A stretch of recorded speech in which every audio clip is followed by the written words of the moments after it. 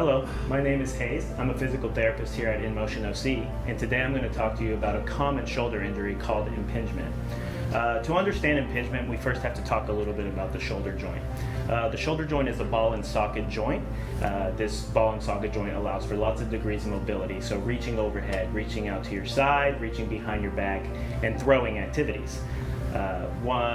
With impingement, what happens is the rotator cuff tendons that sit on top of that ball of the socket tend to smash up against the bone on top, the socket if you will. So you develop an inflammatory process that can be quite painful. Most people will notice if they have impingement if they're lifting their arms above 90 degrees and then they have pain. Impingement patients typically don't have a lot of pain down here or really in their daily life other than when they lift overhead. Some typical causes of impingement are usually poor scapular stability. So your shoulder blades typically aren't as strong as they should be.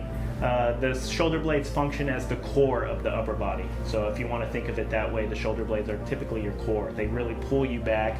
They allow the shoulders the space they need in order to go overhead. Another typical cause of impingement is rotator cuff weakness.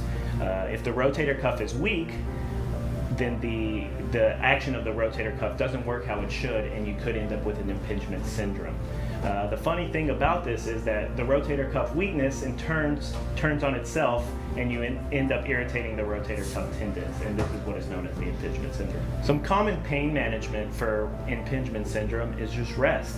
It is an inflammatory process, so doing repeated overhead things will tend to flare it up. So relative rest and ice will really help. Another common form of treatment is physical therapy. A physical therapist will be better able to help you kind of get your hands on what the reason for the impingement syndrome is.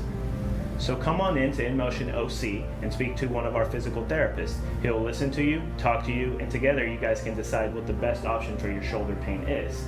The vast majority of people with impingement syndrome will benefit from physical therapy.